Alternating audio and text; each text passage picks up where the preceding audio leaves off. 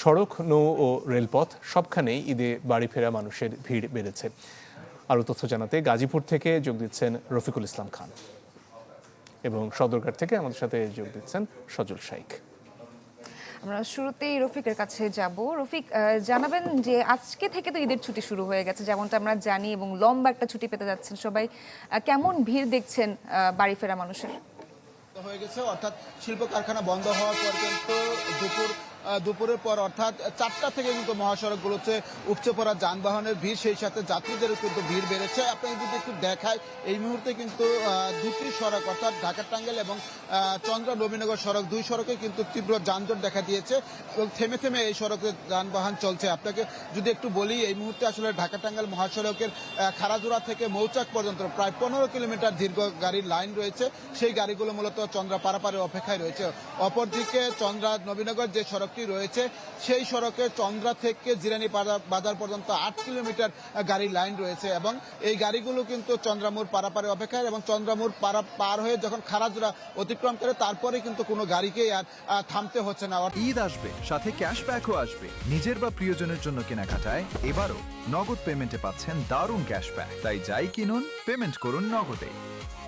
অর্থাৎ এই মুহূর্তে যারা আসলে রাজধানীর মহাখালী থেকে আসবেন, গাজীপুর চৌরাস্তা পার হওয়ার পরই কিন্তু মৌচাকে এসে মূলত তাদেরকে দীর্ঘ লম্বা লাইনে পড়তে হবে এবং সেই লম্বা লাইন অতিক্রম করে কিন্তু পারাপার হতে হবে। শুধু যে ঢাকা টাঙ্গাইল মহাসড়ক সেটি নয়, ঢাকা ময়মনসিংহ মহাসড়কেরও কিন্তু একই চিত্র। সেই সড়কে কিন্তু যানবাহন চলাচল করছে একেবারে ধীরগতিতে এবং দুই সড়কে অতিরিক্ত যাত্রী এবং যানবাহনের চাপ রয়েছে। এই ছিল এখান থেকে সর্বশেষ খবর। রফিকুল ইসলাম খান, আপনি গাজীপুর থেকে জানাচ্ছিলেন, ধন্যবাদ আপনাকে।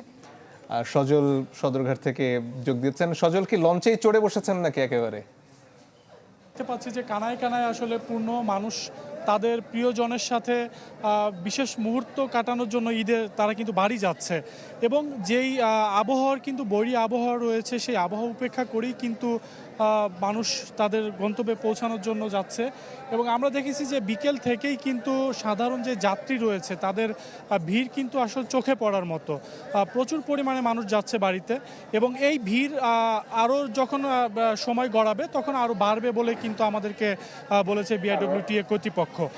এছাড়া কিন্তু বলা যায় যে ঈদ উল ফিতরের সময় লঞ্চে কিন্তু যেই দুর্ঘটনা ঘটেছিল সেটি মাথায় রেখে এবার কিন্তু নিরাপত্তা ব্যবস্থা জোরদার করা হয়েছে। তবে সবচেয়ে ইতিবাচক বিষয় হচ্ছে যে লঞ্চ ঘাটে আমরা দেখেছি যে ঠিক সময় মতোই কিন্তু লঞ্চ ছেড়ে যাচ্ছে, এবং নিরাপত্তার দায়িত্বে যারা ছিল এবং নিরাপত্তার দায়িত্বে যারা আছে, বিআইডব্লিউটিএ কর্তৃপক্ষ এবং বন্দর কর্তৃপক্ষ সবাই কিন্তু আসলে তদারকি করছে যে লঞ্চ যখন ছেড়ে যাচ্ছে তখন ডানে বায়ে সব দিকেই পরিপূর্ণভাবে ক্লিয়ার করে তারপরেই কিন্তু লঞ্চটি ছাড়া হচ্ছে।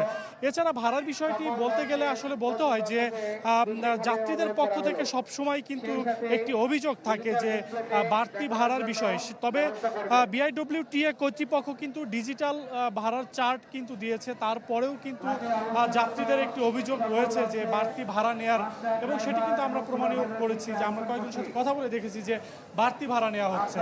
মঞ্জুর, এই ছিল সদরঘাট থেকে আমার কাছে সর্বশেষ। সজল, আশা করি লঞ্চ ছাড়ার আগে আপনি লঞ্চ থেকে নেমে পড়বেন। সজল এবং রফিক আমাদের সাথে জানাচ্ছিলেন ঈদ যাত্রার খবরগুলো।